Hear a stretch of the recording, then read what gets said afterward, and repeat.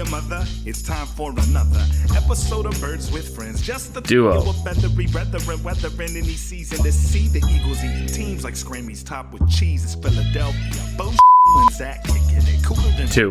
When still Zach runs off with his valet keys. He's a real nuanced goose. Pull up a branch, get loose. It's time for some juice on some Birds with Friends. The early bird gets the worm, but prefers getting turned like a turn on some Birds with Friends. Bo and Zach coming at you with stats and things flapping. We are going to rip out the hearts of other podcasts. We are going to bite off their eyeballs. We're going to start every segment watching the scene from The Last of the Mohicans where the guy takes a bite out of the other guy's heart. We may not be good, but we're going to be nasty. We're going to reflect the blue-collar nature of this city.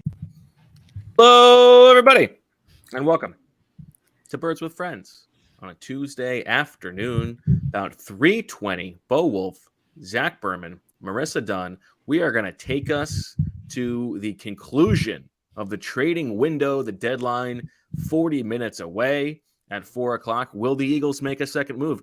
Lots of big moves being made today. Calvin Ridley, Bradley Chubb, TJ Hawkinson, Jeff Wilson.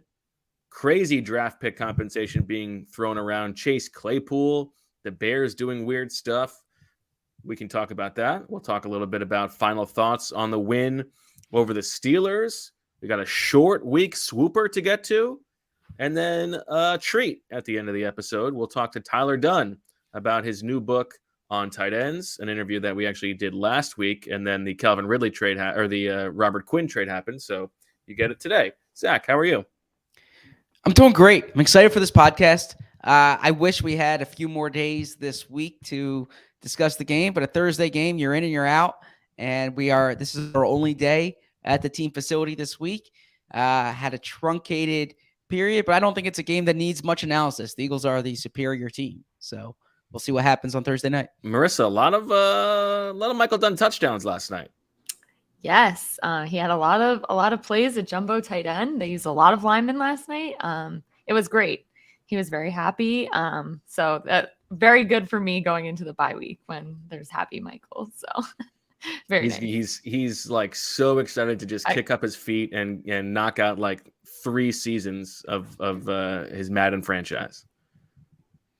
Oh, 100%. 100%. That's probably he's going to be home in 10 minutes, and I bet that's exactly what he's going to do. So, yeah. He could do more than 3. Yeah, he can do more than 3. Hey, let's not get crazy. Let's not get crazy. There's some things that need to be done around this apartment, so we'll see. And I think he's too good of a general manager to send a top 40 pick for a year and a half of Chase Claypool. Yeah, I don't know. It's crazy. There's been some crazy. I've been on Twitter all day. It's crazy to see these deadline moves. So, well, I'll tell you what. Nobody revels in the madness of a whirling trade deadline more than a stone cold newsman. And so, with it being the prime of his life, we send it to the man right now, Zach Berman.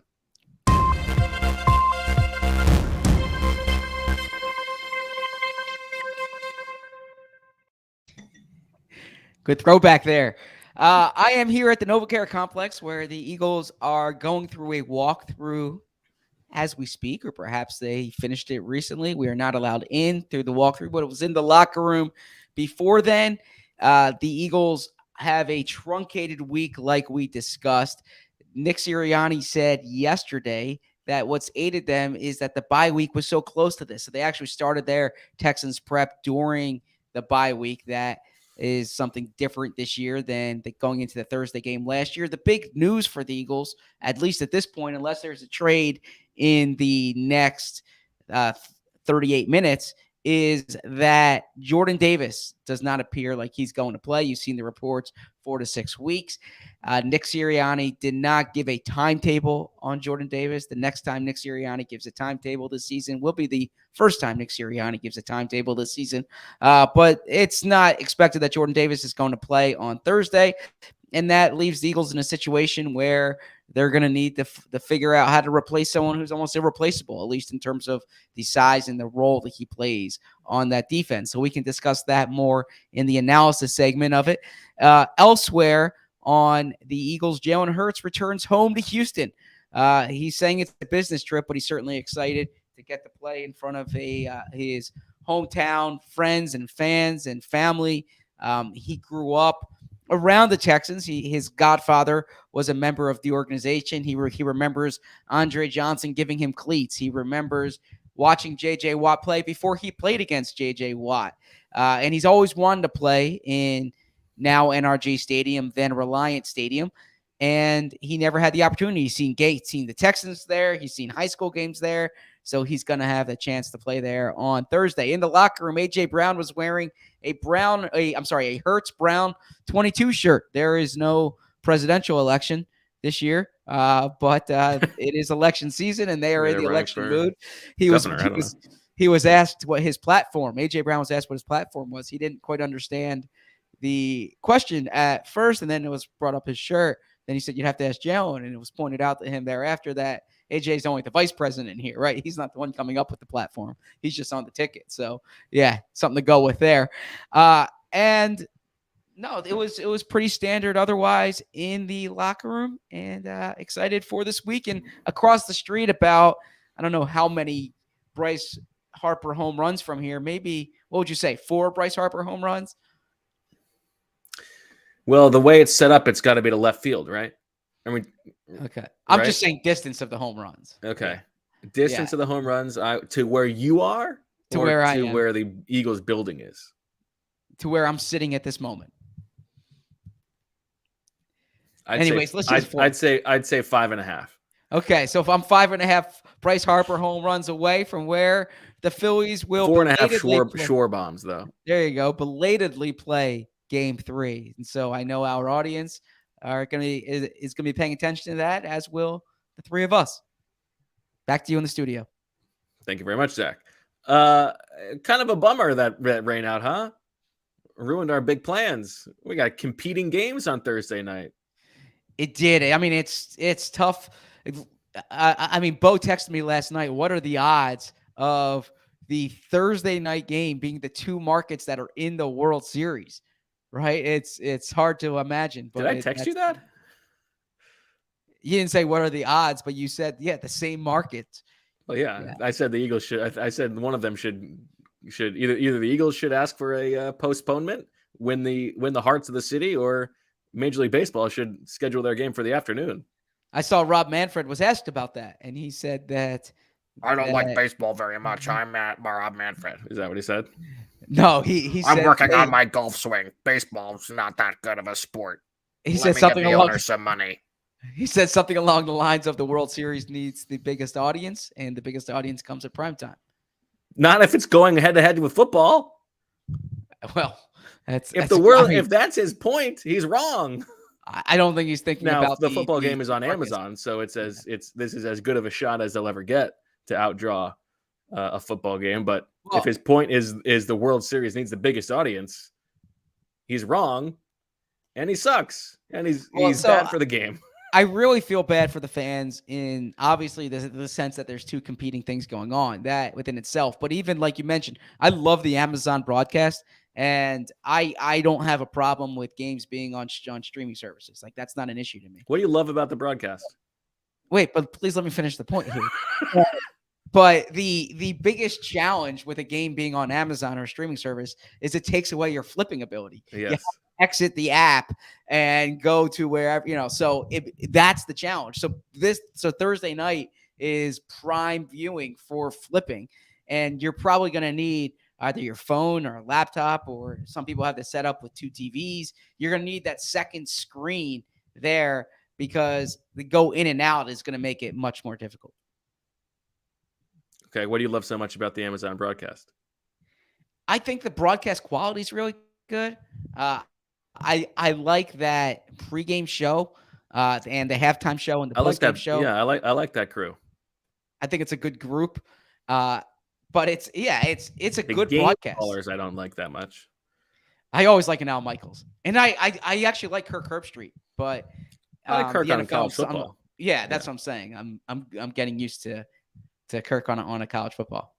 Yeah, not the most chemistry, but for a booth, I would say. Yeah. But I'm saying, but the Amazon broadcast itself, I find I Okay. enjoy that. Do you not? No, I enjoy it. Yeah. Okay. I don't love You the seem crew. incredulous by the suggestion. Well, it seemed like you had a strong opinion about it. I like that. I thought they did a good job with the aftermath of the Tua concussion on that Thursday Night Football. That crew of former players in the post game booth. Yeah, I said I like the Amazon broadcast. That qualifies as a really strong take. Well, you made a point of saying it. Like you went out of your way to gas it up. Well, I don't want to be one of these. What's the term? Boomers who are like who complain about streaming. Okay. Look, it's 2022. Sports are going to be streamed. It's not convenient, but it's the reality of today. I don't mind it. And like the Apple Plus Friday Night Baseball game, the quality of that is awesome compared to a network game. So, anyways, we don't need to get into. I think DFOP Gabe is going to be very happy to hear you say that. Okay, I thought we would keep today's show tight because there's a lot to discuss. And but we got to get to 4:00, so we might as well, we could discuss the Steelers, we could discuss the Texans. Okay. Let's look ahead because as Jonathan Gannon said, this is a Friday in their eyes. Well, do you have anything to say about the Steelers? Because you mentioned it. Is there any meat left on that bone? They're really good. I mean, the Eagles are really good. Oh, the Steelers. No, the Eagles are really good. Like I went back and watched. So I watched that game, the condensed version before the broadcast, and I haven't watched the all 22 yet. But I did go back and look at a few plays yesterday for different things I was working on, and I was so impressed with Jalen Hurts. I was so impressed with AJ Brown. Obviously, I was impressed with the defense. I left the stadium feeling one thing, and I think I felt better about the team afterwards. Like I've heard, the first touchdown. That's something that has come up often. Was it a good throw? Was it not a good throw? I think Jalen saw something there, right? Do you disagree? I sort of disagree. I think it was a bad decision.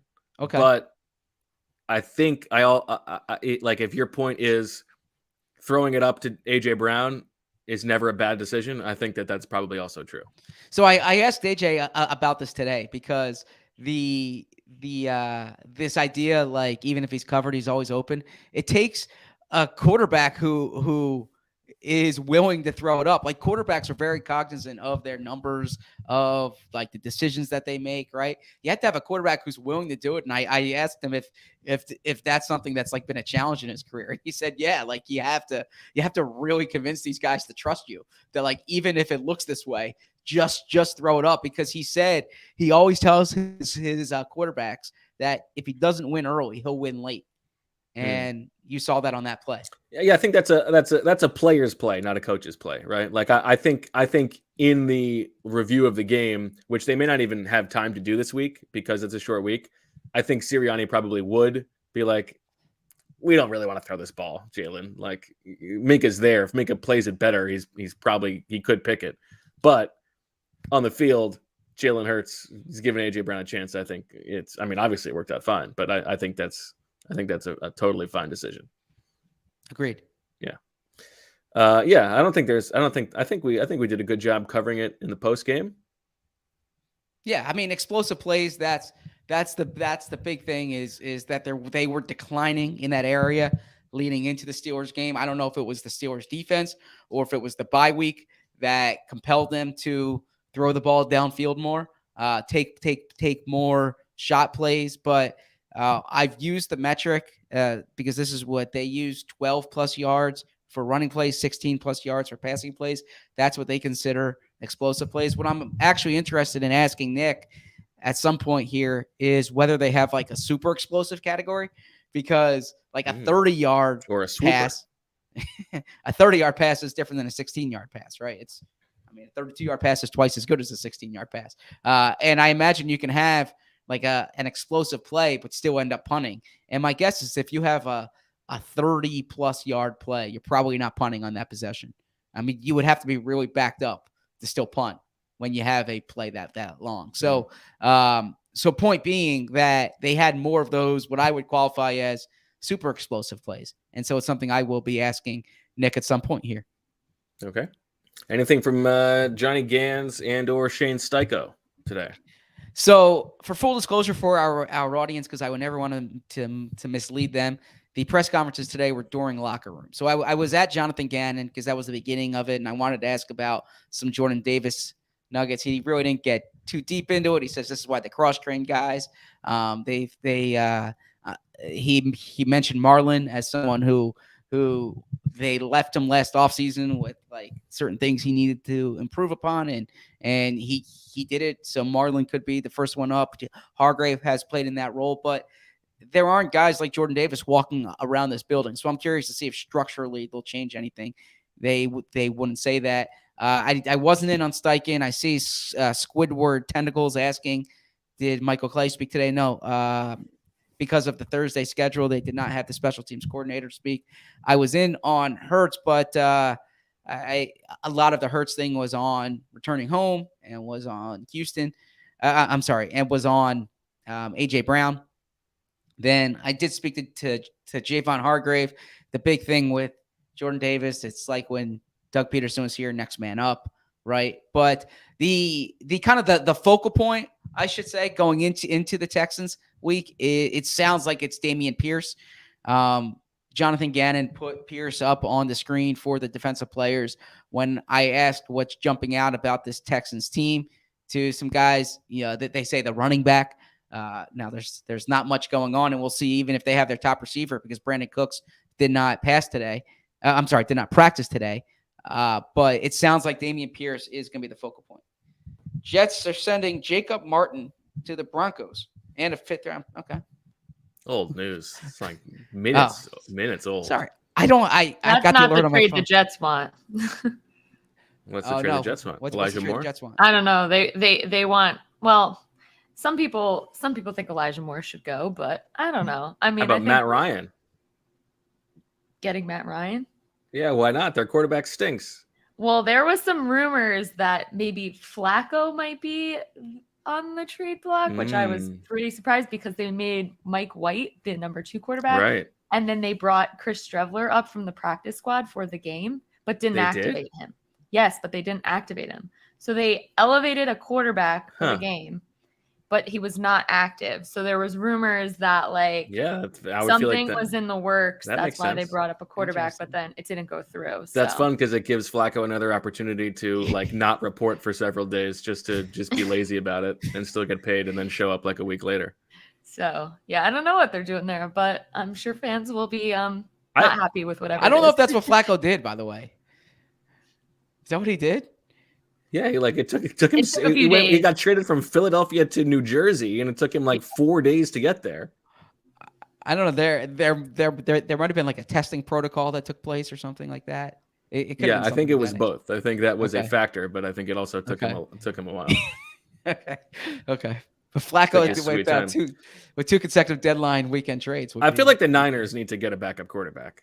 I mean, I kind of liked Brock Purdy as my late round quarterback sleeper, but you're going all in trading for Christian McCaffrey, and you're trusting it to Brock Purdy as the backup. Yeah, that's your trade deadline take. Yeah, I think they need a backup quarterback. Okay, I mean, Nick Foles is out there, and we know that Saleh had connections with the 49ers, obviously, so maybe that was. I think it's a little unserious if you're going all in for a Super Bowl, but you're letting Brock Purdy be the backup. I mean, in theory, Trey Lance could Trey Lance be back by January in a backup role? Could he? I don't think so. Could he? Okay. I don't think so. I think it's pretty. Okay. Not positive though. I thought I had okay. I mean, maybe I don't know what you know. In any event, other trades. Is there Texans material you want to get into, or other after the break? Trades? After the break. Yeah. Okay. Any trades you want to discuss here? You're killing the Bears for getting their wide receiver help or for getting their quarterback help. Yeah, because that's a crazy price to pay. Their second-round pick, a bad team's second-round pick, for a year and a half of a wide receiver who's just okay when there are great receivers coming out every year. Yeah, I think that's a bad trade. I mean, my assumption is their evaluation of Chase Claypool is different than your evaluation of Chase Claypool. I would hope so, but Yes. also like he's leaving a good wide receiver developing organization. He's going to Chicago. A second round pick, that's a crazy price to pay for a team that needs to build from the ground up. Yeah. And they're going to commit to paying him. That's an awful deal. So I did think it was a bit of an overpay. Well, that's the thing is the market seems crazy right now. Yeah, but if you like Claypool as a player, he's on an inexpensive contract, which wide receivers are getting paid left and right. But he's not on it for that long. He can grow with your young quarterback, and then you have to pay him. This wide receiver draft class is not. It's not an amazing wide receiver draft class as it's been. I think if you look at the past 3 years, this one or the past 2 years, even this is worse than it's been in recent years. Just if you're following college football, there's not that clear like can't miss guy. Now 2 years from now, man, there's a can't miss guy there. But I'm not so bothered by the Claypool trade. I think it's an overpay, but if you like the player for a 25-year-old or 24-year-old rather, with probably younger than the guy they drafted in the 3rd round this year. That is true. I think that's a terrible deal. The price is nuts. The prices have been crazy, and I think you give maybe the Eagles like an extra half point credit for getting the Robert Quinn deal done last week and getting ahead of the market because like what the Ravens paid for Roquan Smith is a lot for an off-ball linebacker who's got a half year left on his deal and you got to pay him. What the Dolphins are giving up a first for Bradley Chubb. So that seems like a lot. If I can say Bradley something, Chubb, he's not a game changer, a first-round pick. Yeah, the Chubb thing, as long as they have an extension, because that's the big deal. You give up a first-round pick. Where I want to push back on you, I felt this way about McCaffrey, and I feel this way about Roquan Smith. Okay. Let me get my base underneath me. Okay, where I philosophically agree with you on positional value. I think you make exceptions for exceptional players, and I don't think you make exceptions for exceptional players. I think you just refer to these players by the position as if you're just plugging in this position. Roquan Smith, if you believe he's an exceptional off-ball linebacker and he's played that way, and by the way, in the Ravens system, that's in a really important position. It's not like an edge rusher, but the same thing when you look at Christian McCaffrey, who has the chance to be an exceptional player, especially in that scheme. Look what they just did. I was listening to I mentioned, well, I didn't mention to you. I'm sorry, I didn't mention on this podcast. I was on the Amazon call with their hosts today, and Richard Sherman was talking about when you go up against the Niners and you have Deebo Samuel, who can play wide receiver and running back, and you have Christian McCaffrey, who can play wide receiver and running back, that all of a sudden you go empty against them, and you need to have these linebacker bodies on the field because they can put them in the backfield, but then they can flex them out, right? Roquan Smith can do so many different things from that position. I think if you simply say he's an off-ball linebacker, so he's worth X, or Christian McCaffrey is a running back, so he's worth Y. I understand the point about positional value, but I think you make exceptions for exceptional players. Okay, well, you're taking some shots. I respect that. I think the two players are different. I think I'm more willing to buy that with Roquan Smith because he is a young, theoretically ascending player. You cannot convince me that the price paid for McCaffrey is a smart investment, given that he is like on the downside of his athletic prime at a position where guys go very quickly. Sure, he's got that flexibility. He also hasn't been healthy the last 3 years, so you don't know what's coming there. That one I don't back off of at all. And on the Roquan Smith thing, yeah, he's a good player. And I think the whole point of not making those exceptions is that like you have to be absolutely sure. So if you're sure that Roquan Smith is going to be that guy, that's great. they better assign him to that extension because Okay. I think there's a lot of guesswork in bringing in a middle linebacker to a new defense in the middle of a season. I think that's difficult because he doesn't like the whole key to being a good middle linebacker is having like preternatural instincts, and it's hard to have that if you are playing a little bit of catch up. In the draft, it's a different discussion, and it's why like Kyle Pitts, you better be sure. And that doesn't seem like there's a big difference between like hitting on Quentin Nelson and he's the best guard in the league versus if you think a guy's going to be like a top 5 pass rusher and he turns out to be a top 20 pass rusher, that's still very helpful. If you think a guy's going to be the best tight end, the best off-ball linebacker in the league, and he turns out to be the 15th best, that's not that helpful. So that's why in the draft philosophy I have that conviction. I think for established players it depends a little bit more on the player, and I said what I said about those guys. Okay. And the Chase Claypool trade is a bad trade. Okay. What do you think of the Jeff Wilson trade? What were the terms? I think a 5th round pick. I think it's fine. They got rid of Chase Edmonds, who was like the very worst running back in the league, according to Next Gen Stats, expected yards per carry, like far and away the worst running back in the league. So How about the Calvin Ridley trade? I mean, so many layers of compensation. I mean, I guess a guy like that belongs in a lawless state like Florida. So probably good for Ridley. I mean, and how do you feel about Emi Udoka getting a job right away? How do I feel about it?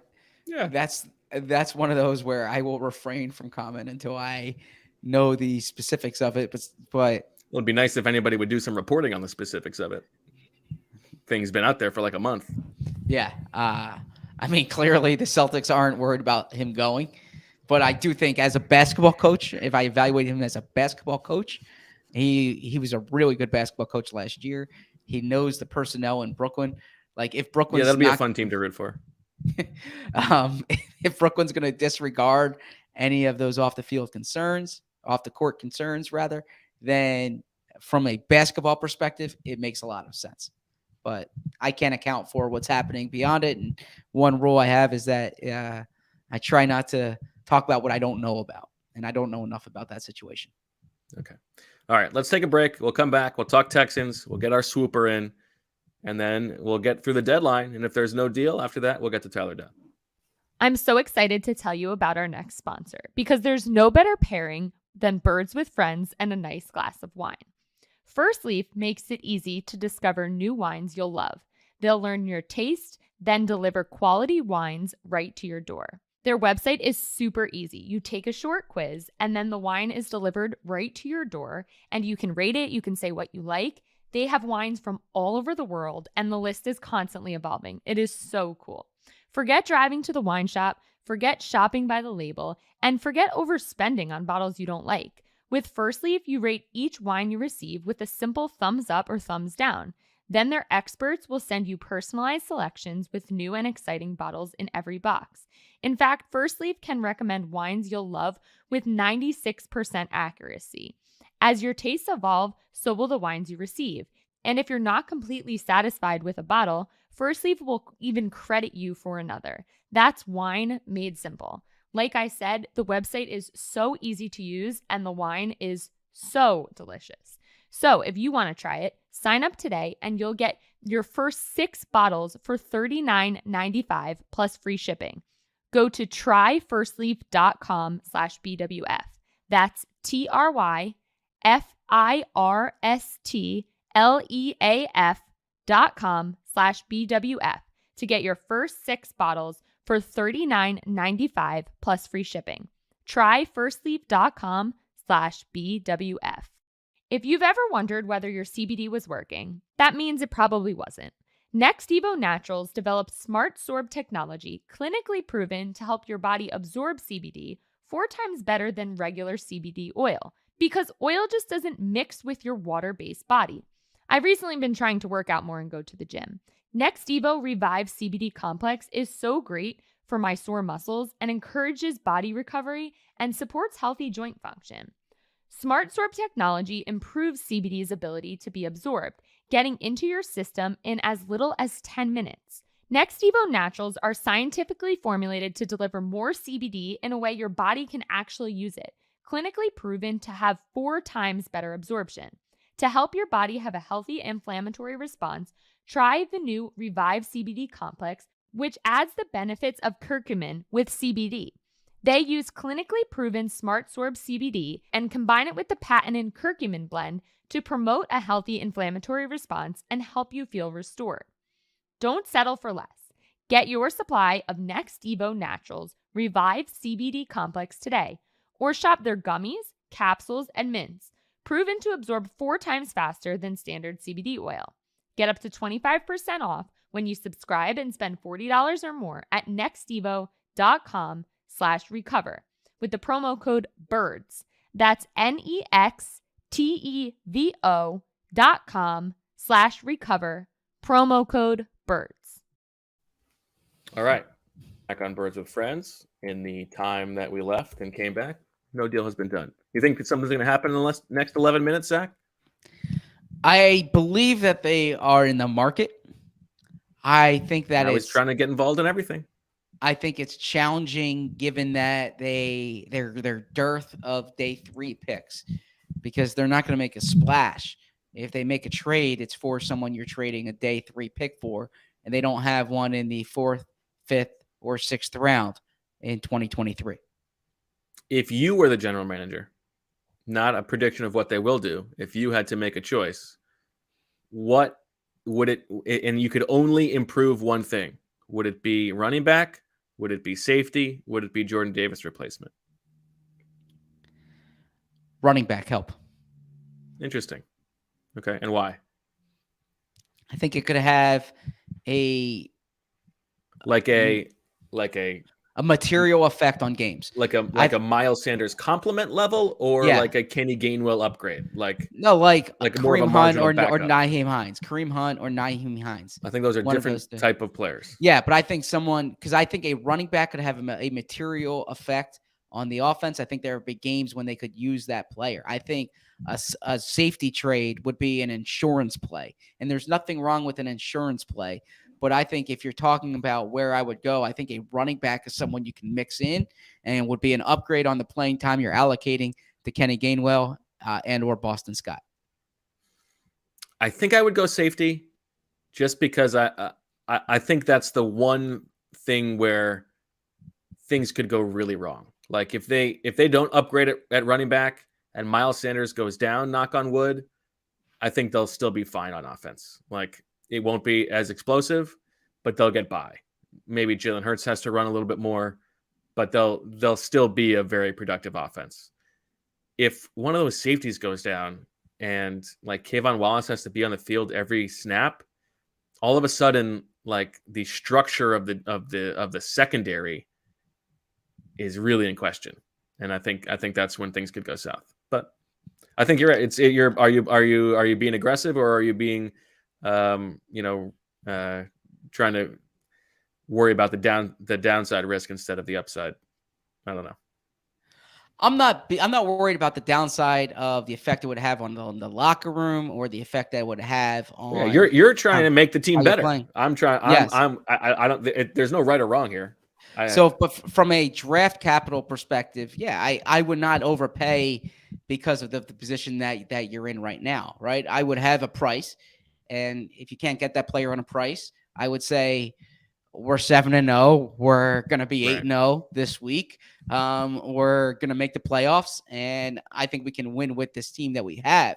But if you have an opportunity to make the team better, and I just go back to running back, because you can put a running back in there and it will have a material effect on the team. Whereas if you acquire a safety, he's not playing unless you create a new package, or unless someone gets injured. Yeah. Okay. All right. Let's talk Texans as we wait this bad boy out. You know, a lot of times that's your favorite thing to do. Talk Texans.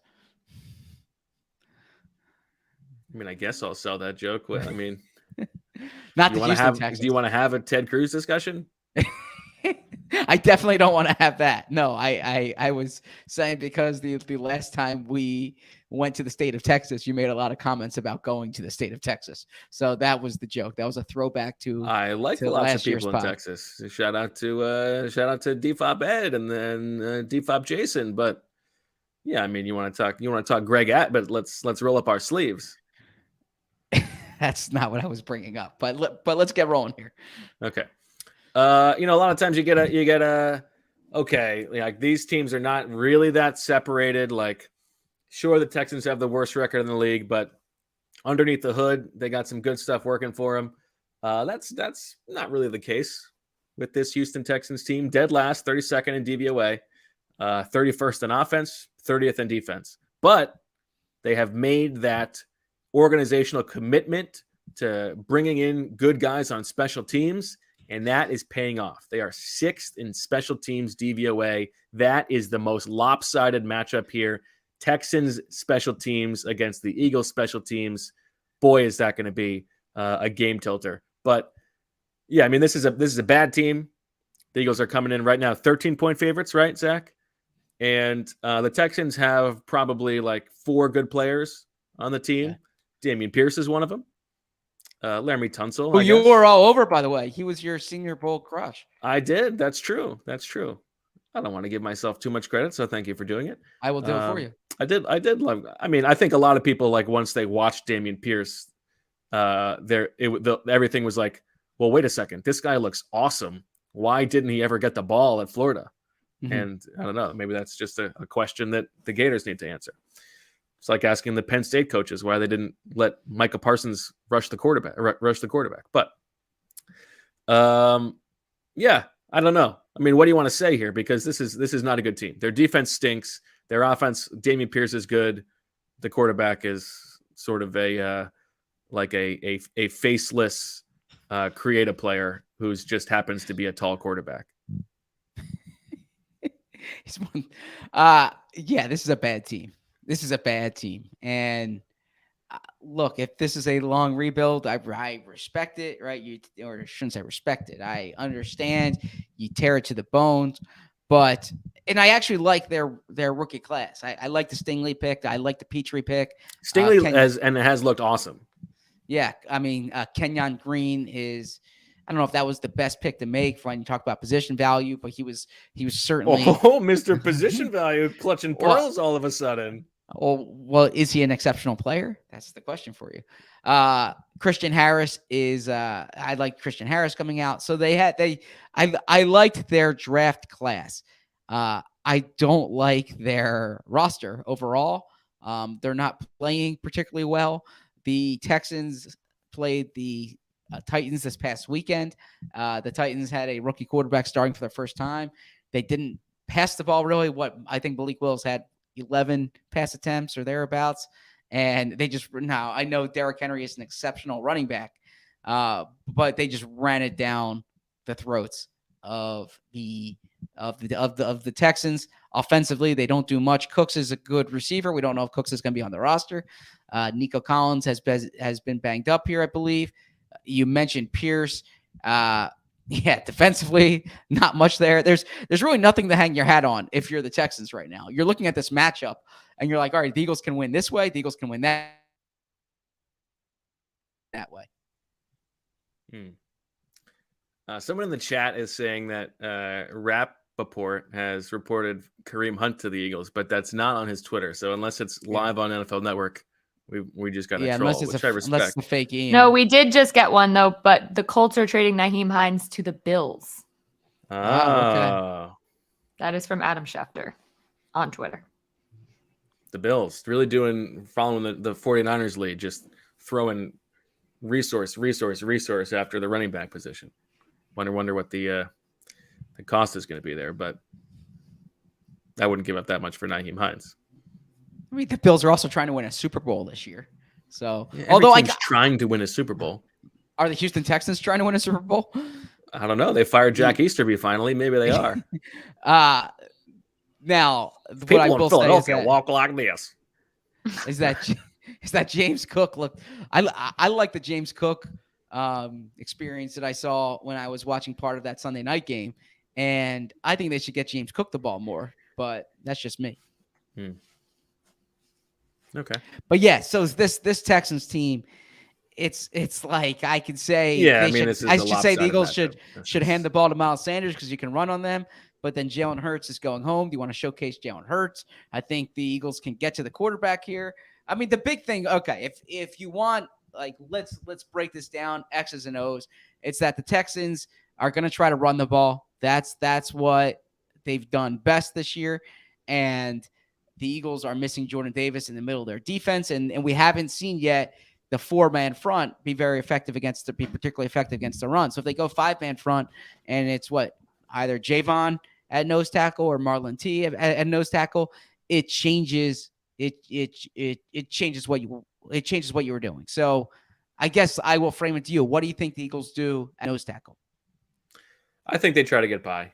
I think they probably add somebody of a veteran capacity, whether that's from the street or from a practice squad. But obviously not for this week, though. Oh, for this week. Yeah. Going up against the Texans here. What's the play? I think this week they go Tui for the most part, and let Hargrave stay as the 3 tech. But I think they're going to be willing to do it both ways, where it's Hargrave in the middle and Milton Williams on the field, because I think that's a better lineup for them. But it marginalizes Hargrave to a degree, and if you make it Tui, then in your nickel packages, then maybe Milton Williams is freed up a little bit more. And I thought he had his best game of the season last week. He had that sack, but it looked like his legs were a little bit fresher. So, are you expecting a Marvin Wilson call up? Yes. Okay. I would say so. I think because they want to rotate those, keep those legs fresh. I think he will be up. Okay. Are you? I would imagine so. Yes. Okay. Shout out to Big Marv. All right, let's get to Swooper as the deadline hits. We'll see if anything comes in after the bell. But Zach, you're in a good shape. You got 15 extra turkeys to your credit. That means you get, what do we got? 39 turkeys you're dealing with. Marissa, you've got 24. You go right back to 24. Mm-hmm. And I have 32. Okay. Zach, you ready to defend your title from last week? This is a 1-point week. Yes. I'm eager for Swooper. I feel I do read the comments. I'm not afraid to admit that. And there's this idea that I dislike Swooper. And so I want to show a more positive attitude towards Swooper. What do you mean there's this idea? You said that on the podcast last week. This is deja vu. We've literally had this conversation. Okay. So I want to have a more gaslight me like the tennis schmuck. I want to have a more positive attitude toward Swooper. So there's this idea that this thing that I said was accurate. Okay. So no, excited for this segment. All right. Let's get on it. Why don't you go first then, Zach? Okay. Jalen Hurts sets a career high in either passing yards or rushing yards. Good one. Okay. And of course, Jalen going back home. 1. 2. 3.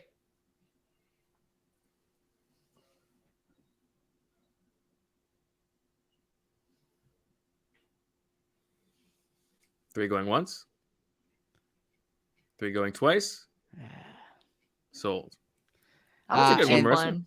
Yeah. So his career high in rushing is 106 yards, and his career high in passing is 387 yards. Oof. I just feel like this game's going to be too easy, where he's not going to need. Yeah. That's what I was wondering. Yep. And if he plays the whole game, that's my Exactly. Yeah. unfair. But All right, I'll go. first 3, I'll take it.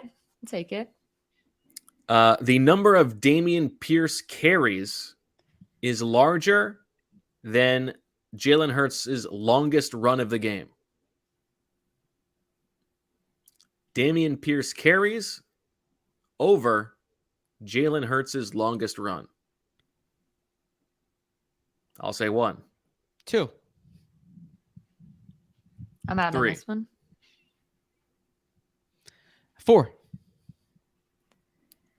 5. Wow.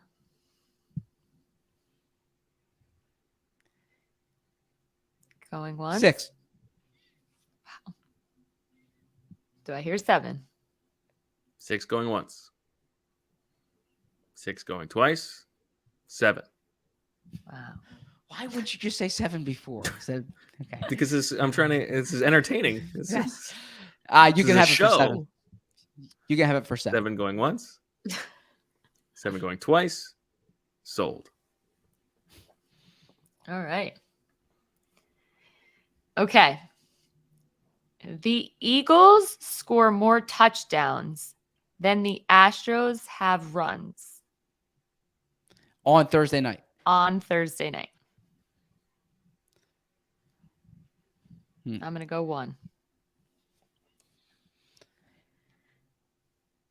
Thursday is going to be what? Syndergaard for 3, and then the bullpen game. Does that sound right? Yes. Yes. Okay. 1 going once. 2. 3. 3. Marissa, you got it. Okay. 3 going once. 3 going twice. 4. 5. 5 going once. 5 going twice. Sold. Yes. It's a fun one to root for. I like the Yeah. fun ones to root for. Cross sport ones. Yes. Yeah. Eagles right. TDs over Astros runs. That's pretty good. That could happen. Mhm. All right. Crack that bad boy open. Okay. Some red on this one. The item is the first half of the Eagles game ends before the top of the 5th inning of the Phillies game. Clock hitting 0-0-0s across the board for halftime versus final out of the top of the 5th being recorded. Okay. Now this is an increasing bid all pay auction. Zach's favorite.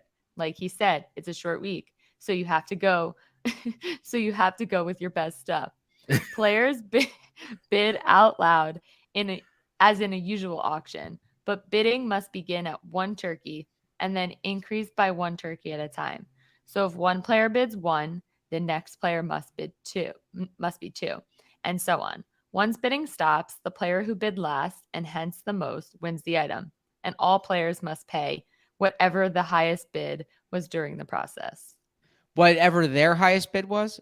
Or All we have players to- must pay Yes. whatever their highest bid was Yeah. during the process. Yep. Right. Let's see how much you guys have learned with a smiley face, it says. Okay. So again, the item is the first half of the Eagles game ends before the top of the 5th inning of the Phillies game ends. Clock hitting 0 across for halftime versus the final out of the top of the 5th inning being recorded. Okay. 1, 2, 3, 4,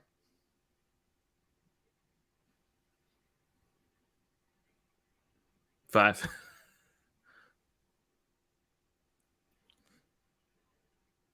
6, 7,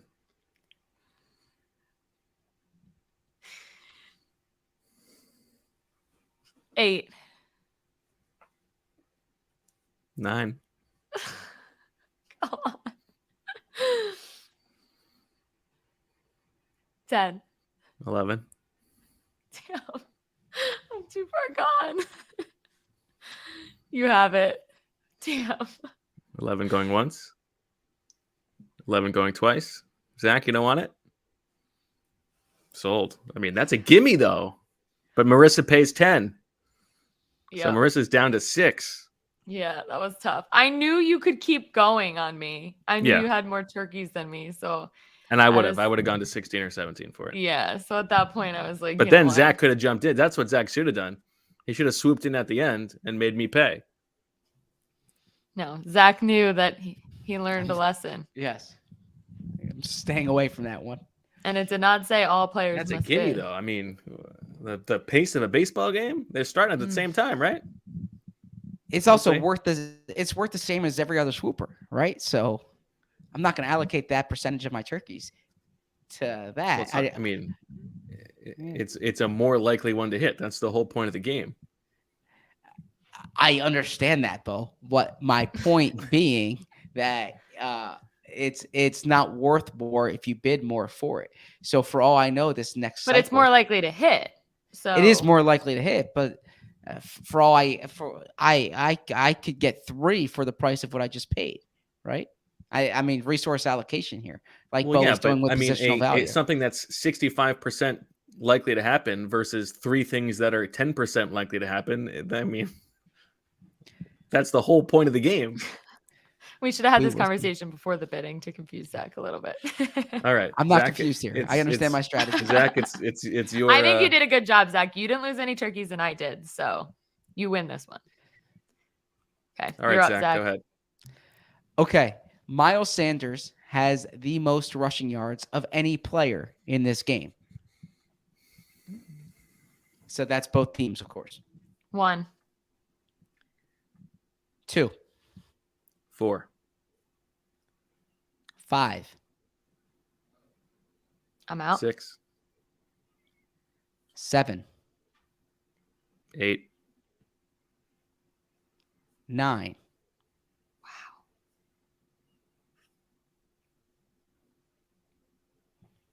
9 going once. I want to push you, but I don't. Going I twice. don't have some turkeys left. Sold. Sold. All right. So we'll see. Bo's that he spent 11 on versus Zach's that he spent 9 on. Which one hits? Yeah, I mean, I think Zach's going to get that one. Okay. You should feel good about that one. Is it me next or you? Yeah. The last play of the game is a kneel down. 1.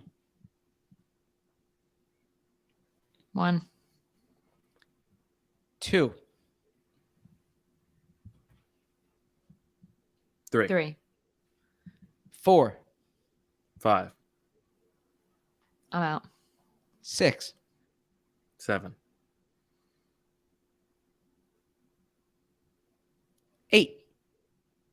9. It's yours for 9. 9 going once. 9 going twice. Sold. Wow. 5 left for me. 6 left for Marissa. 30 left for Zach. Okay. The Texans will win or tie at least 1 quarter of play. Oh, that's a good one. 2. 3. 4.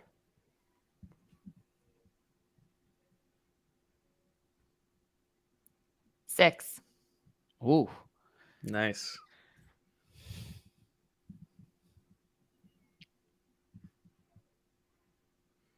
I like this one. 6 going once. 6 going twice.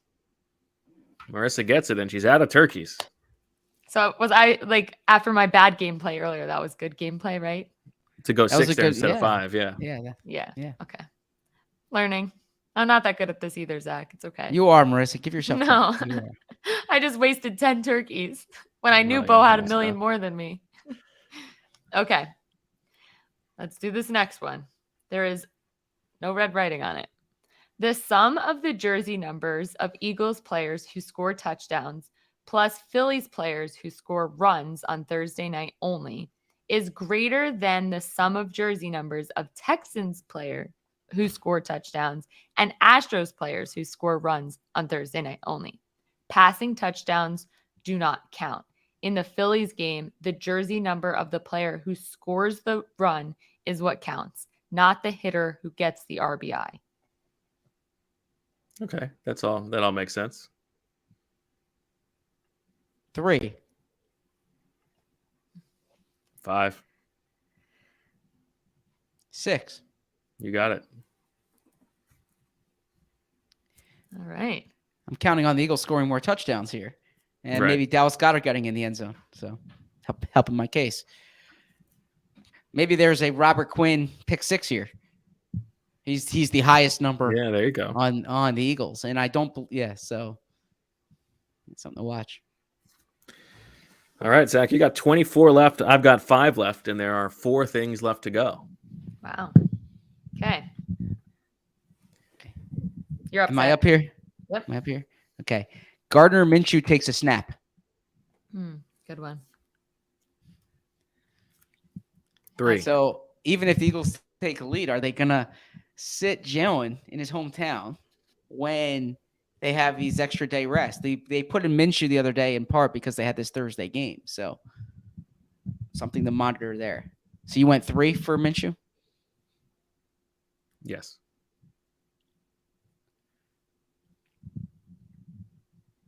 Zach, 4. going once. 4.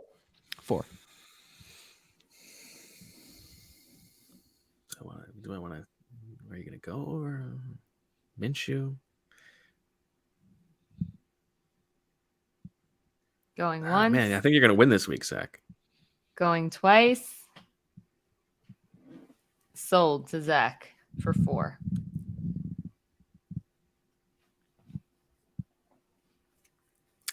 Both teams lose a challenge. 1.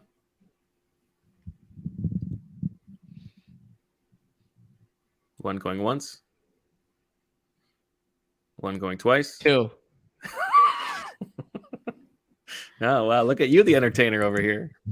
I'm not going to give you it for 1, but I don't 2 like going this. once. 2 going twice. Sold. Wow. Okay. All right. The Eagles have a play that's longer than the Texans' longest field goal made. 1. 3. 4. 5. Yours.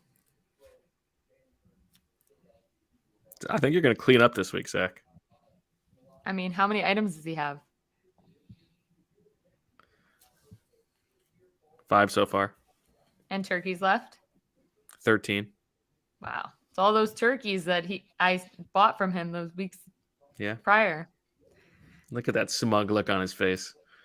How's this smug, Bo? Because you can Now barely he likes contain. super sarcastic. You can barely contain the smile of how many items you've won. You think this is proof of concept? I'm simply I trying to engage. I feel like I've used the phrase proof of concept too much recently. Trying to enjoy the game. I'm trying to enjoy the game. Like we're I like pulling your it. toenails out. All right. What do we got? What's our last one? Last one. The Texans offense scores fewer combined touchdowns and field goals than the number of innings pitched by the Phillies starter. Touchdowns plus field goals? The Texans offense scores fewer combined touchdowns and field goals than the number of innings pitched by the Phillies starter. 3. Oof. I'll say 4. It's yours. Yeah, that's not going to happen. I think Syndergaard's going to throw like 2 innings. I had a number and I couldn't go past it. I had to stay disciplined. You wanted to keep your 13? No, I wanted to keep 10. So I bid 3, but I Okay. wasn't going 4 because I wasn't going in the single digits here. Okay. I guess if the Texans don't even kick a field goal, you're going to win that one anyway. All right. So, Zach, you have. But you bid it. It's yours. Yeah, I know. Yeah. So you said you're going to. Okay. That other okay. one, the one from before, the longest yes. play one over Yes, over correct. the field goal. You have Miles Sanders has the most rushing yards in the game. The combined jersey numbers of the Eagles and Phillies scorers is greater than the Texans Astros scorers. Gardner Minshew takes a snap. Both teams lose a challenge. The Eagles' longest play is longer than the Texans' longest field goal. You're going to get Longest made field goal. longest made field goal. You're going to get like 3 of those at least. Marissa, Jalen Hurts has a career high in passing or rushing. The Eagles' touchdowns is greater than the Astros' runs. Wait, was it career high or season high? Career. Okay. Yeah, you're in tough shape. Okay. And then the Texans win or tie at least one of the 4 quarters. That's a good one. I have Dameon Pierce carries is greater than Jalen Hurts' longest run. The halftime is over before the middle of the 5th. Last play of the game was a quarterback kneel down. I spent too much on that one. and the Texans field goal is less, and field goals plus touchdowns is fewer than the innings thrown by the Philly starter. Not going to get that one. I think Zach. I think you took us to the woodshed this week. We shall see. That's why they play the game, Bo. Yeah. All right. Anything else? I mean, we're 18 minutes past the deadline. Looks like nothing happened. Eagles didn't do anything. Well, they did something last week. They didn't do something today. I think Robert Quinn accounts for a good trade deadline deal, even if it's not on the deadline. Yeah, and I think I think you may love the Chase Claypool deal and the prices being paid, but I think it does. I think it does reflect well on the price the Eagles paid. That everything else, the market has sort of shot up a little bit. That's why you get your bids in early, get your deals done. It's like an auction draft. You're stuck trying to bid when there's like 3 good guys left. You're going to overpay. I know what that's like. Yes. That is basically every auction draft I've ever been in. So. Okay. All right. Anything else? Because after this, we're going to go to break. We're going to talk to Tyler Dunne about his new book that's out. Talk some tight ends. But the interview is from last week, just so everybody knows. So we are gonna say goodbye, but you are gonna stick around and watch that lovely interview with Tyler Dunne. Is there anything else you want to get off your chest, Zach?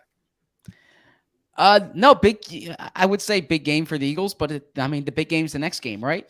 So they have a chance to go 8-0. This would set the franchise mark for best start, and they've never been 8-0 before. If you recall, they lost to the Steelers in 2004. When they jumped off to this big start, then they would get extended rest going into Washington. Remember, and it's more extended rest than typical because they have a Monday night game the following week. So the schedule does not get any harder from here. I guess it gets marginally harder, but the Eagles have done a good job beating teams that they should beat, and they should beat the Texans. We should give our predictions here. Oh, that's right. I forgot about giving predictions. Crystal ball eagle. All right. What do you got? Go for it.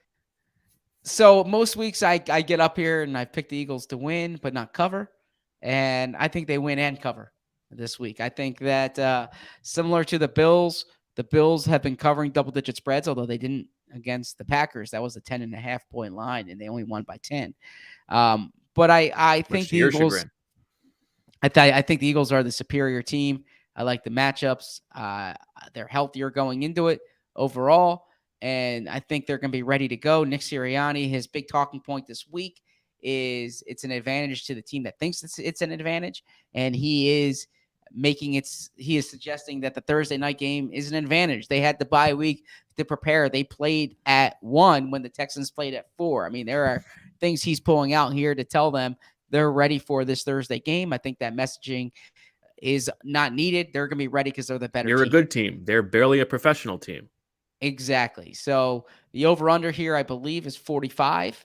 And I think if you hit the over, it's because the Eagles are scoring a lot of points. I don't think the Texans score a lot on them. I'm going 35-10. Eagles win. I think Jalen Hurts is a big homecoming. I think Miles Sanders rushes for over 100 yards. I think that the Eagles get 2 takeaways, and they win this game easily to set a franchise record for an 8-0 start. Nice. I think the Eagles will jump. I think this is going to be like sort of a caricature of some of the games that we saw early in the season, where the Eagles are going to be sort of a little bit close with the Texans in the first quarter. They're going to explode in the second quarter. They're going to have a big lead, and then the Eagles defense is going to do the old let them have an 8-minute touchdown drive maneuver, maybe twice in the second half, and the final score will be Eagles 31, Texans 17. There you go. All right, Marissa. Any final thoughts? Any Texans that you want to just talk about? No Texans. Daniel Boone. No, that probably doesn't seem good for an hour and 4 minutes into the podcast. Okay.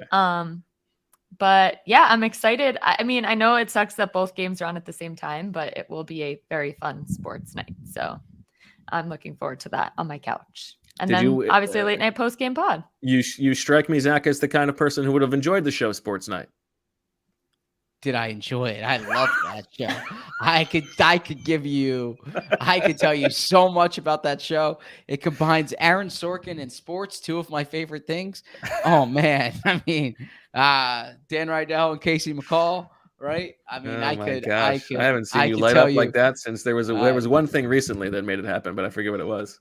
I could tell you so much about Sports Night. So on CSC, so stick around, right? There you go. Good stuff. All right. That'll do it for this portion. Please stay tuned for our interview with Tyler Dunne, talking tight ends. He's got some insight on the Eagles. We talk a little Dallas Goedert, some good stuff on Mike Ditka, his time with the Eagles, and the evolution of the position. So, good conversation. We will talk to you otherwise very late with a post-game pod. Who knows what time that could be? Impossible to say. And just as Zach comes off the high of a Sports Night conversation, he hits the nadir of worrying that we're going to be talking post-game pods at like 6:30 in the morning. So I'm signed. I can't wait for that pod. I enjoy post-game pods. It's a big week for the city. I just want to emphasize, like, enjoy this. This doesn't come around very often, so enjoy this. This is awesome. And if you're going to the game tonight, keep an eye out for a very handsome co-host of the show. If you see somebody with a little pep in his step because he just had a Sports Night conversation, give him a little pat on the back and say, "Love you, Zach. You're looking great." Stop by. I'll be there with my wife. You can stop by and say hello. And bring your copy of Underdogs. If you want to bring a copy of Underdogs, you can. You can do that. Sure. I'm happy to sign. All right. Well, that'll do it for this. Stay tuned for the Tyler Dunne interview after this break. Talk to you guys now on a word Thursday from night. our sponsor, BetterHelp. Mental health is important in the sports world. From athletes taking time off to tend to mental health issues to the everyday importance of being focused. I've seen this up close in my coverage with two of the outstanding players I've covered, missing time while navigating mental health challenges. More athletes are speaking out about the importance of mental health, but you don't have to be a pro to want to be at the top of your game. Everyone needs to take care of their mental well-being, whether you're an athlete or not. Therapy is the best way to stay in peak mental shape. Therapy can be beneficial, from helping you feel like yourself, less stressed, and more confident. If you're thinking of giving therapy a try, BetterHelp is a great option. It's convenient, accessible, affordable, and entirely online. Get matched with a therapist after filling out a brief survey and switch therapists anytime. When you're ready to feel at the top of your mental health game, therapy can get you there. Visit BetterHelp.com/BWF today to get 10% off your first month. That's BetterHelp.com/BWF. All right. Back on Birds with Friends. Very happy now to be joined by Tyler Dunne, who has a wonderful new book out called The Blood and Guts: How Tight Ends Save Football. Tyler, we're continuing Syracuse week here. We had Matt Gelb on earlier in the week. I will definitely ask you for some Zach stories, but first of all, like, how exhausted are you from the publicity tour for this book? Like, are you like starting to forget who you're talking about every time? What's the rigmarole like for you? No, like, to stay sane, what I've tried to do is, I mean, you kind of get tired. You edit your book a million times over. So I've looked at these chapters again and again and again, but you do have to dive back in because it's been a bit. And I'm trying to remember old stories and remember some things that guys said. I do not want to get on autopilot. Like, that's been my mission. Do not just turn into a freaking robot head coach at a podium spewing the same old nonsense for all these. So I promise you, we're feeling fresh. We're feeling good to go. Now I'm already spewing cliches, so that's awful. I'm sorry. What was sort of the germ of the idea behind the book? How did it get started? Boy, I mean, similar to you guys, I'm sure you've had so many people ask you, like, you should, what you should write a book. What are you going to write about? Like, what's something you'd want to just throw yourself into for a year or two? And I've never really been inspired to that point to want to just throw, myself head first into a topic, a player, a coach, a theme.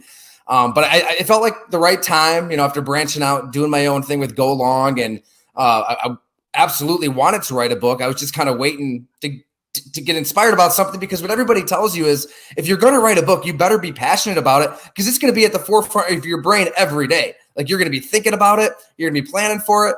You're going to be changing diapers and feeding your kids and wondering, okay, like, when's the last I heard back from Jeremy Shockey? When can we set up that hangout in Miami Beach? But I guess it just kind of stems from like a love for real football, pure football, having grown up around the game. I mean, as far back as I can remember, I've been obsessed with the sport itself, watching it, playing it, immersing myself in it every way. And I was just trying to think, like, okay, like, what do I do with that passion? Like, where is that best harnessed? And it wasn't necessarily a player or a team. And I just started thinking about positions, and the tight end position really, on face value, you have to block, you have to run a route, you have to catch a pass on 3rd and 10 with 80,000 people screaming down. I mean, the mental toughness that it takes is there. The physical toughness that it takes is there. And there's just no profession like pro football in general, where, like, you go to work, as George Kittle said, and you're beating the hell out of each other. You're getting to a fight at training camp. It's 90 degrees. If you twist your ankle, you might be out of a job. And, let's just go in the cold tub and talk about each other's kids and wives and families. It's weird. You don't get that in anything else. So just kind of tap into this all. I think what really kind of nudged me finally to take it on is just kind of getting all pissed off at these flags and fines and the overcorrection of the NFL to just siphon out violence. I mean, it's inherently a risky game. This isn't like any other sport. When you step onto the field, you kind of assume that risk. And I feel like the NFL is always seeking this middle ground that doesn't really exist, like this utopia. So that was kind of like the last nudge, like, okay, I'm throwing myself in the tight ends. I'm just going to see where it goes. And the more I talked to these guys and hung out with Mike Ditka, Jackie Smith, Ben Coates, Jeremy Shockey, Tony Gonzalez, all these tight ends, it kind of became something bigger. It became like, yeah, this position is saving what we love about the sport. And I'm sure we'll get into it. I feel like even if you don't even like football, you can read this book, because they tell us a lot about life. I thought in 2018, 2019, when the Eagles were playing all that 12 personnel, that I exhausted all my tight end material. And then I read your book, and I'm like, man, there's a lot to this position here. How jealous do you think Damo is, Zach? yeah, seriously. As someone who asked and wrote about 12 personnel all the time. Now, this is not a book where we're reading about, like, Zach Ertz, for instance, the recent stuff. There's great history in here, and in particular for our readers, Mike Ditka, who we don't often associate with the Eagles, as I read your book for good reason, right? But can you kind of shed light on Ditka's connection to Philadelphia and the role that played in his career? And Mike Ditka is so fascinating, because I feel like our generation, we kind of know the Mike Ditka that was like on Sunday Countdown on ESPN, just kind of shooting from the hip on Kicking and Screaming with Will Ferrell. Like, we can't even go back to the 85 Bears, really. I mean, I was born in 87. So, like, the generation before us knows him as the coach, as the guy coaching maybe the best team of all time. And then the generation before that one remembers him mostly as a player, as the one who created the tight end position, really himself. But what gets lost through this all is that critical juncture in his life. I don't know. I mean, I hardly even knew he played for the Eagles outside of looking at a Pro Football Reference. Like, oh yeah, he had a cup of coffee with the Eagles for a couple seasons. But actually sitting down with him, I mean, he really pointed to that time, not just in his career, but in his life as the defining moment of everything. That we're not talking about Mike Ditka, the coach, the player, the broadcaster, the actor, none of this. Like, he's like the silhouette for the league. And I think I wrote, like, if you're to do a Jerry West logo for the NFL, it's Mike Ditka. We're not getting into any of that if he doesn't turn his life around out of that Philly experience, because it was terrible. He hated himself. He hated the game. The second season there, I think they won 2 games. He's sparring with the coach. He just completely lost his passion for football, and it almost feels like for life. I mean, he would just kind of go out downtown Philadelphia, drink himself into oblivion, come home, like Zach. not know how he got home the next day. Right. And he was just in a haze. Like even like the complexion of his skin would change, and he was lost in every sense. And it took that last game with the Eagles. After that, he was ready to just quit football. He drove home. He didn't tell anybody. Didn't really care about his contract. Didn't care that he still had years left with his body, even after taking everybody out every time he had the ball. And it took a phone call from Tom Landry to kind of change his life, where Landry reaches out.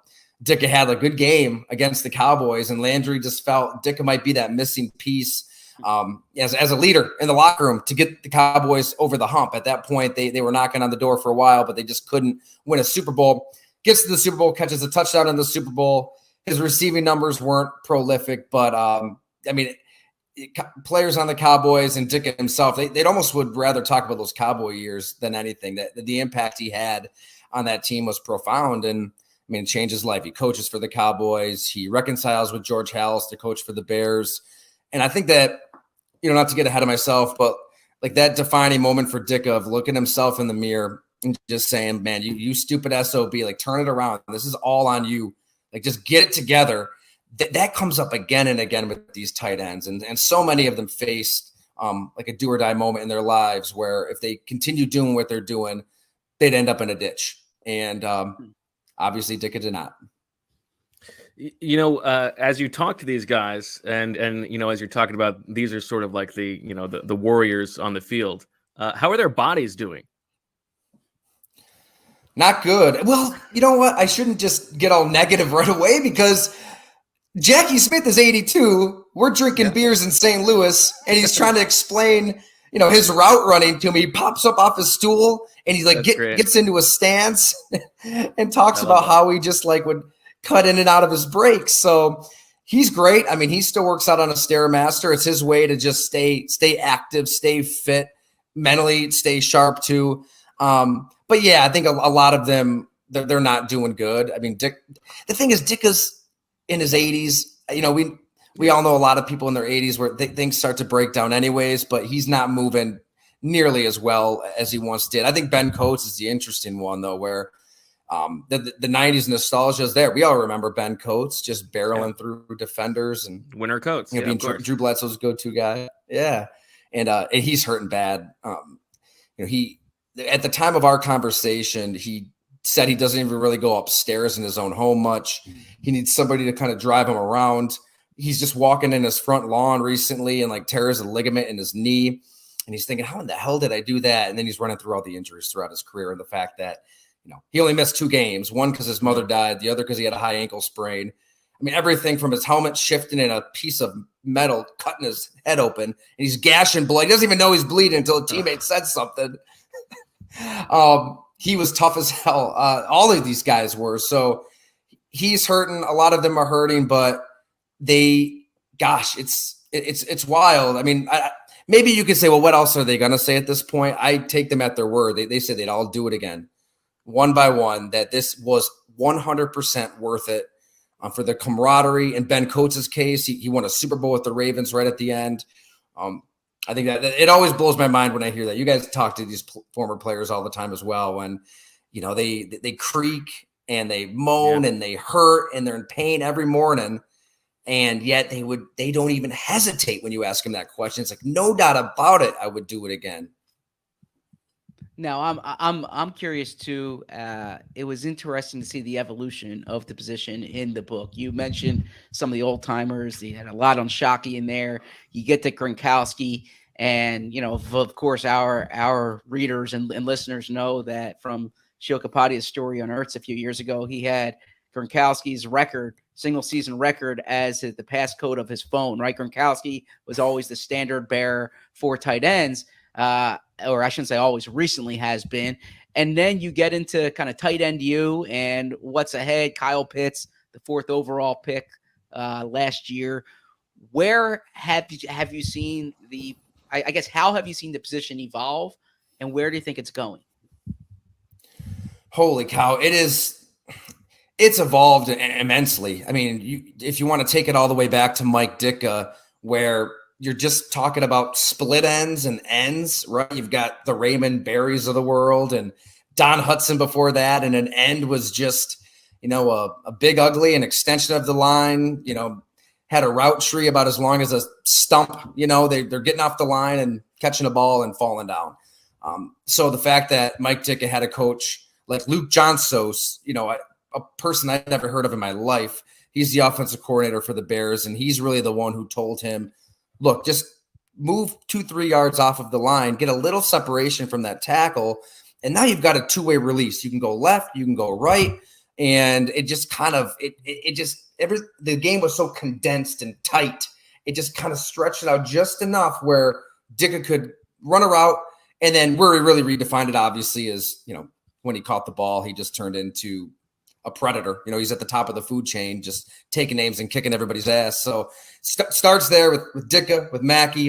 And then the next big evolutionary step was Don Coryell's offense with the San Diego Chargers and really putting a 6'6" freak of nature, Kellen Winslow, out wide where, okay, good luck covering him out there. Corner, safety, linebacker, whatever you do, like he'll probably own you. And if you shade extra attention his way, we've got Wes Chandler and Charlie Joyner over here and Fouts at the control. So I think he's really the coach that started to use the tight end in completely different ways. Because it's funny, right before Kellen Winslow, you watch some Ozzie Newsome highlights, he'll be split out once in a while, and he's in a 3-point stance.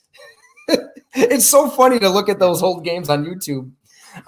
So that was a big one. I mean, Shannon Sharp, Savannah State wide receiver. If Dan Reeves doesn't have the intuition to move him to tight end, because this guy's just tearing up the scout team, he says, hey, let's just put him at tight end. If he doesn't do that, Anthony Lynn, one of Sharp's friends, former teammates, thinks, he probably flames out of the NFL in a year or two. So it just took that thought of, okay, big receiver, let's put him at tight end and get those matchups. But really the pivot point, I think, for the position, and if you're going to really point to a turning point, a climax in this book, and I definitely suggest people read it start to finish. There is a flow, even though you can absolutely jump around if you want, is Tony Gonzalez, because he opened up a door to a completely different type of athlete at the position where 6'4", 6'5", 6'6" power forwards on a basketball court, they're not getting to the NBA unless you're Charles Barkley, right? And you're Dennis Rodman if you're just this rebound freak. But you're tapping out in college. Like that's your plateau. So I think the fact that Tony Gonzalez, somebody who's battling Ed O'Bannon, Tim Thomas, some of the best players in college basketball, and learning how to time up his rebounds and get his jump shot off in traffic when you've got the severe height disadvantage, to then drop him onto a football field. Yeah. What's that? I said, I know what that's like, the severe height disadvantage. So he never misses a chance. Yeah, go on. I'm sorry. Didn't interrupt. Don't sell yourself short. Media Cup. Hey, we saw you out there working the two. Fair enough. And sorry, I'm rambling. So please feel free to tell me to shut the hell up. This is great. Well, no, because I want to ask you about Tony Gonzalez, because that was sort of my question is, I did a story on Dallas Goedert a couple of weeks ago and was talking to the tight ends coach, Jason Michael, about why it is that like that position has so many guys of like basketball backgrounds or other sport backgrounds. And he was talking about, he thinks a lot of it has to do with like the understanding of spatial awareness that you would get on a basketball court. And so like you're talking about, if Tony Gonzalez opened that door, why do you think it is that tight ends so often come from maybe non-traditional football backgrounds? I mean, because you drop Tony Gonzalez onto a football field and you've got a 5'11" corner, 6'1", 6'2", 240-pound linebacker. I mean, he's just, plucking it off of your head. He's contorting his body at the same angles he did on a basketball court. I think he developed that muscle memory, that athletic muscle memory of how to win at the absolute apex of the ball in the air. Like he's just not going to lose that ball, whether it's on a basketball court, a football field. The game had never really seen that before, not to that extreme. And it just, what kind of blew my mind is when we're talking, I'm thinking, oh, we're going to just live the glory days here again in Austin, Texas. And it will just be like hearing old war stories and fishing tales and everything's going to be great. Like Tony's a little ticked off because early on, Jimmy Ray, his offensive coordinator, used him and fed him the ball and migrated him all over the field. But he said like day one, when Dick Vermeil came in and he's bringing the greatest show on turf, Trent Green asked to get together and says, Tony, I hate to break it to you, but the way this offense works, you're not going to get the ball like you did before. Like we're getting the ball to the wide receivers. The only problem is Kansas City had Eddie Kennison and Johnny Morton, I think.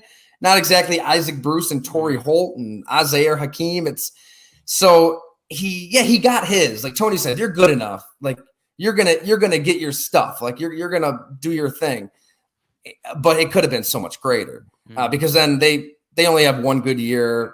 They all leave. Then he's catching passes from Brody Croyle and Damon Heward and Tyler Thigpen. Then he goes to Atlanta and he has the epic flash with Mike Mularkey. Yeah, not exactly a murderer's row of quarterbacks there. But I think his clash with Mike Mularkey says everything you know. Back to ZB's question on the evolution, where the NFL at that point there's just so many egos and so much old school thinking of this is how it's always been. This is what we have to do. And I don't want to just crap on it because Mike Mularkey was a good tight ends coach in his day. In Pittsburgh with Mark Bruner and some of the guys they had through there, there is something to be said for building a toughness, a work ethic, as he taught his guys, like one last shove at the whistle, like play through the echo of the whistle, all of that, it matters. But to not recognize what you have in Tony Gonzalez and not utilize him to the best of his ability, it's so NFL. He's not alone. I mean, look, Lamar Jackson, the entire league just passes on Lamar Jackson because they don't think he's a prototypical quarterback. They clashed. I mean, they went at it. Day one, Mularkey's showing him clips of Mark Bruner and saying, this is who you need to be for me. And Tony's thinking, why in the hell did they trade for me?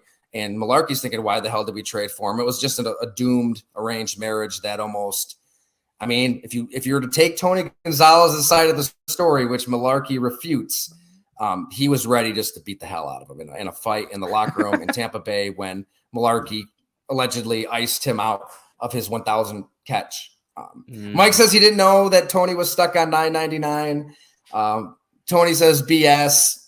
And Mularkey's going around the locker room, shaking everybody's hands, gets up to Tony Gonzalez, extends the hand, and Tony almost just lost it on him. He says, I'm back.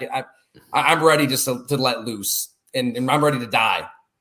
And he said players held him back. Mularkey said that never happened. But Mularkey did say in so many words, if it did happen, he would have been ready to go. That's good. I like that. That's the blood and guts right there. Yeah. Right. So Right. as we see in the screen, we see blood and guts that you're showing there.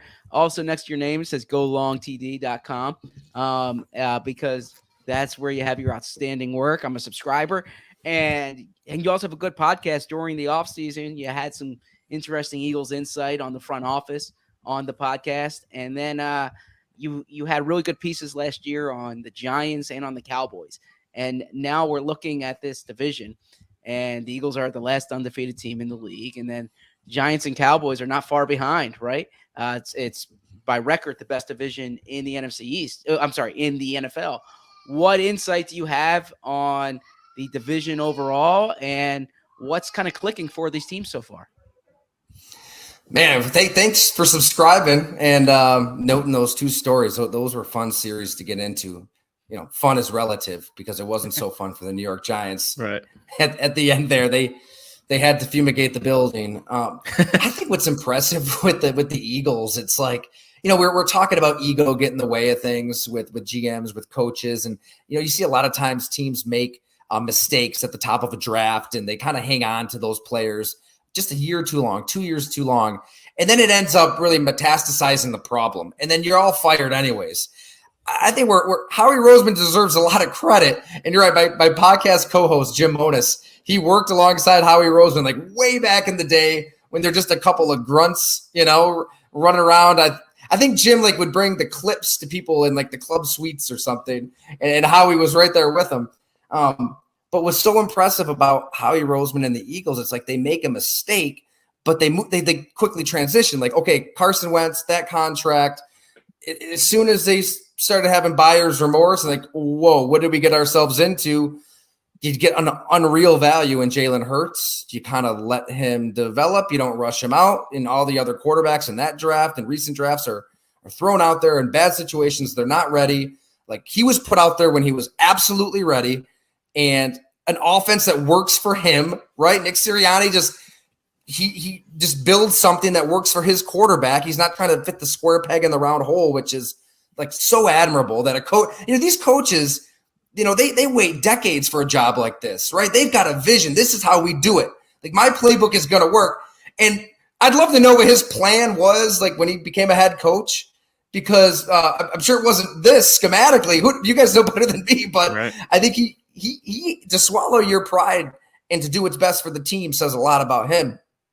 And it's not just that, right? They've whiffed on wide receivers in the draft, and yet they kept drafting wide receivers. They trade for A.J. Brown, and here they are undefeated. So, I mean, what better message to the rest of the league that if you screw up, like, don't just like try to kid yourself and talk yourself into it and rationalize. It's like when you're dating a girl back at Syracuse or something, right, Zach? And it's, if you're starting to rationalize, well, we're dating, but I don't like this, I don't like that, then you probably should get out of the situation. Like, it's not going to work. Next thing you know, you're going to get married and you'll be in too deep. So, the Eagles have been smart down that line. I think that's right. I need to ask you some Syracuse questions about young Zach, though. I was a little older than Tyler, so yeah. I'll preface before the questions. I'll say Tyler came in. I was probably junior, senior. Tyler transferred in, and I thought we got a ringer for our basketball team because he could play better than any of us on the squad. So yeah, I didn't mean to interrupt. So how was Zach on the basketball court? And before we started recording, you mentioned this party called Battle. I want to hear all about this. Zach had some sneaky quickness, some high IQ awareness. He could disperse it. He could keep the ball moving on offense, right? Working the two. I think you were an off guard, right, Zach?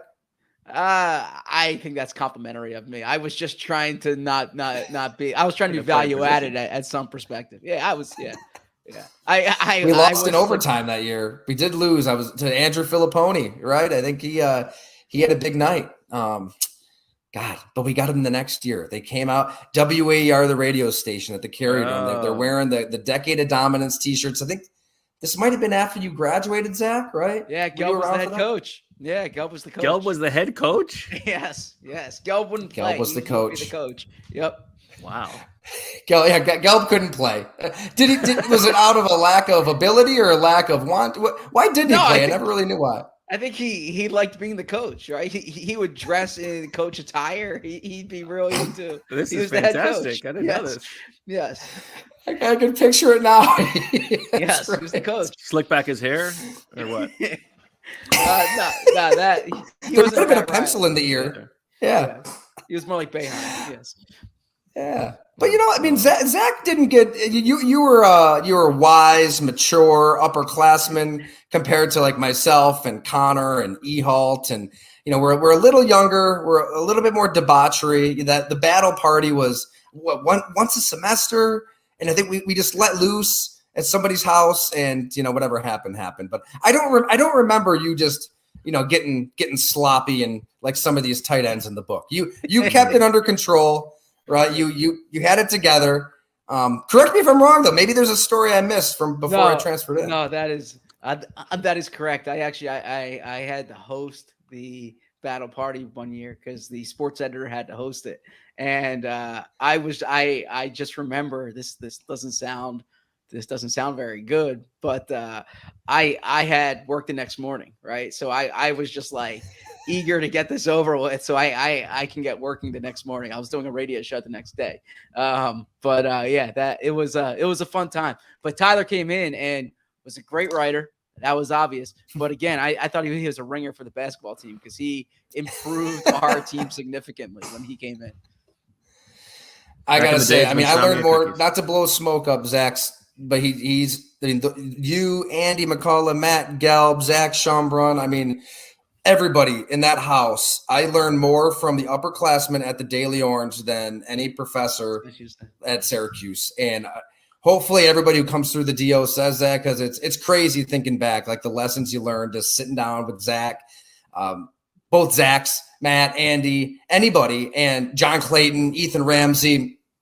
I mean, we could spend hours going through the names, and you just learn more sitting down going over a story with somebody who's just a year or two older than you than you learn anywhere else on campus. And it's unbelievable to think back at what our lives were like at the DO. I mean, we'd be there some mornings till, I mean, when you're putting out a paper, right, Zach? It's 4 or 5 a.m. Yeah. You might have a class at 7 or 8. You gotta get insomnia cookies to survive. Yes. Yeah.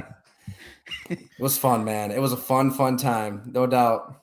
All right, Marissa, we got to put a moratorium on Syracuse. I think this is, our next guest is either Maryland or Wake Forest. I mean, Probably more this is Maryland. great. I love hearing stories about young Zach. So thank you for sharing those, Tyler. Well, Tyler, thank you for man. Zach was the man. He still is the man, right? Yeah. Appreciate it. Yes. Appreciate it. Is. Yes. Thank you for taking time. Congratulations on the book. And hopefully we'll see you, as Zach says, hopefully we don't see you around Philly anytime too soon, so we're not worried you're stealing a story, but hopefully the season's going well for you. Hey, no, we got to make it happen, fellas and lady. Sorry. Absolutely. We'll do we got an in-person pod or something. Yes. Definitely.